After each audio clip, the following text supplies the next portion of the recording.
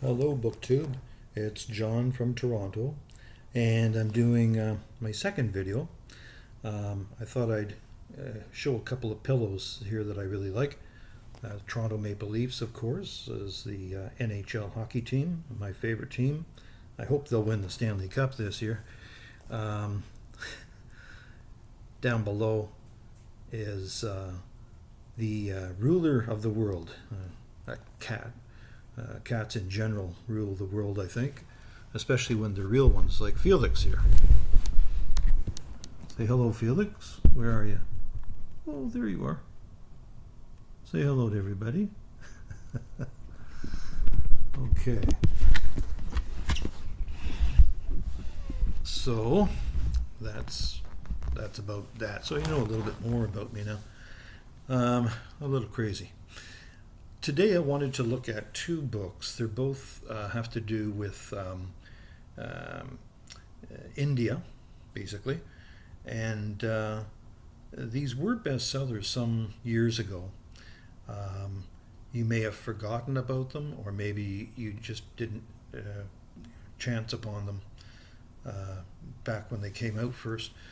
But let me just read the synopsis for each, and then you can decide whether you'd like to revisit or visit for the first time these books. The first one was a New York Times bestseller, and this is called The Namesake. Again, I haven't quite figured out how to stop this from going backwards.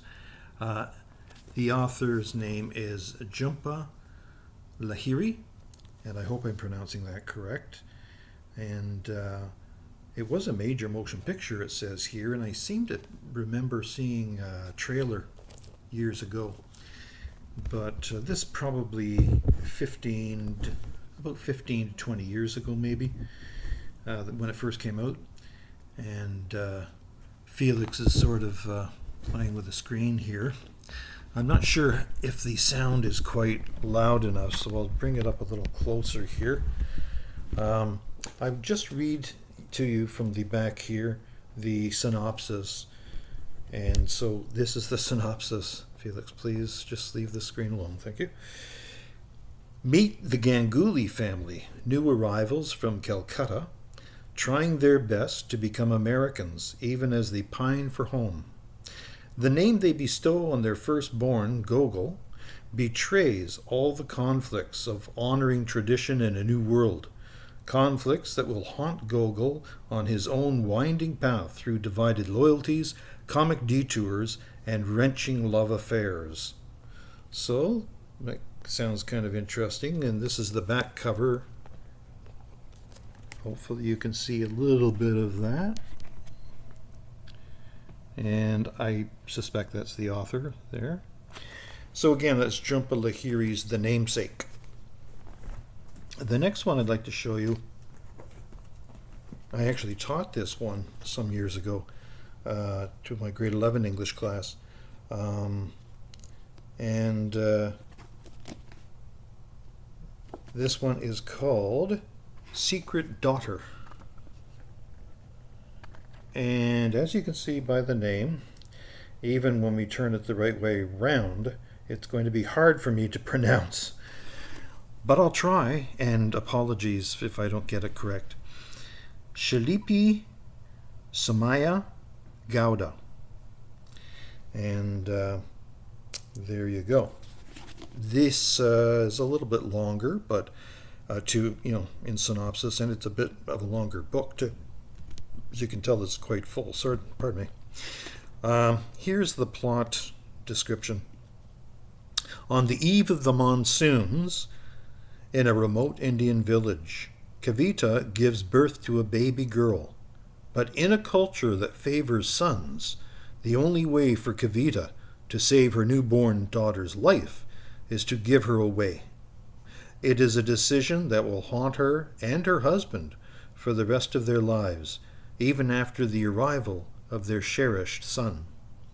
Halfway around the globe, Somaya, an American doctor, decides to adopt a child after making the wrenching discovery that she will never have one of her own. When she and her husband, Krishnan, see a photo of the baby with the gold-flecked eyes from a Mumbai orphanage, they are overwhelmed with emotion. Somer knows life will change with the adoption, but is convinced that the love they already feel will overcome all obstacles.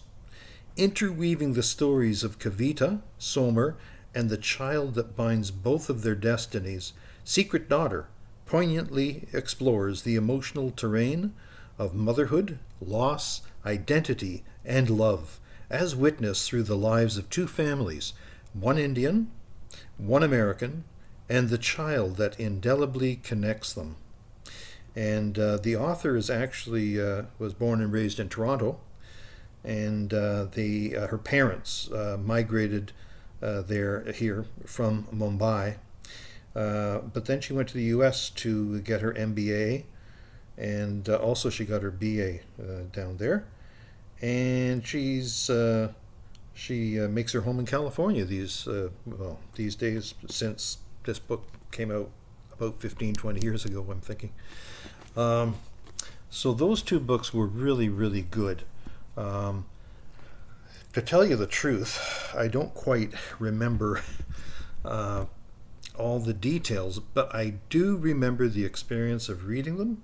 They were very interesting, and although all the details don't stay in the 67-year-old mind, nevertheless, I do know they were well worth reading, and I would recommend them. There's another book here I wanted to mention. This was definitely a bestseller. Many of you probably have seen this title maybe in your local groceries, your local, if not a bookstore, then maybe your local Shoppers Drug Mart. I don't know if it's like that in the United States, if you have that, but Shoppers Drug Mart is our big drugstore here in Canada, and they have a book section. And this is where I picked this up at 25% off. This is maybe 7 or 8 years ago, I'm guessing. It's more recent than the other two. It's an American author, so not about India or anything, just about, I'll read the synopsis for you. This author should be well known to you too, Lisa Scottoline. I hope I'm pronouncing that correct as well. The title is called One Perfect Lie. I just hold that for you a bit. Hopefully you can see. I'm having trouble seeing at the same time my screen as you are, so apologies for that. Anyway, this is what it's about according to the back of the book. Chris Brennan looks perfect on paper. He's applying for a job as a high school government teacher. He's ready to step in as assistant baseball coach, and his resume is impeccable. But everything about Chris Brennan is a lie. Susan Samatov is proud of her son Raz, a free-spirited pitcher who's the star of the baseball team. But Raz's father died only a few months ago, leaving Raz vulnerable to any new father figure who might influence him for good or evil. Heather Larkin is a struggling single mother who admires her son Jordan's passion for baseball and feels guilty when she can't be at his games, like the booster moms. But Jordan is shy, and Heather fears he's being lured down a dark path by one of his teammates, a young man whose fun-loving manner might conceal a darker side. Mindy Costas is a surgeon's wife who fills her days with benefit luncheons and cocktails. She has no idea that her husband and son Evan are keeping deadly secrets that could rip their family apart. At the center of all of them is Chris Brennan. Why is he pretending to be someone else? What does he want? And how far would he go to get it? Okay, so when I picked this book up, I just sort of looked through it, and don't know. I was expecting this is just going to be another one of those bestsellers that are written for, just a story for a story's sake, nothing really much to it, no depth. But I was surprised. As I looked through it before I bought it, just wanted to read a few sentences here and there, and I thought, I'm going to give this a try. And it was really good. It was really, really a good novel. So I haven't read anything more from any of these authors actually, but I've kept this one, and I really recommend all of them really. But One Perfect Lie, Lisa Scottoline, it was really quite good. I don't know why that. Again, it's backwards, but anyway, that's sort of my second video. I hope you could hear me because I'm not sure about the volume so much in this one, but I'm going to have that looked at as well as trying to get the titles looking proper for you.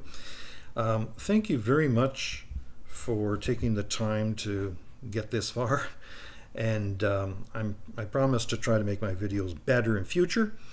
And I'd like to have give a special shout out to oh gosh, I'm having a senior moment right now. Oh, I know. I want to say thank you to Joshua Kribo, okay, another booktuber out there. He really helped me a lot to try to get started, and I really appreciate his help. So I will wish you a happy evening. It's evening here right now, about 8:45 Toronto time. So thank you very much, and I'm going to keep on trying to get better at this, okay? At this. Thank you so much. Bye for now.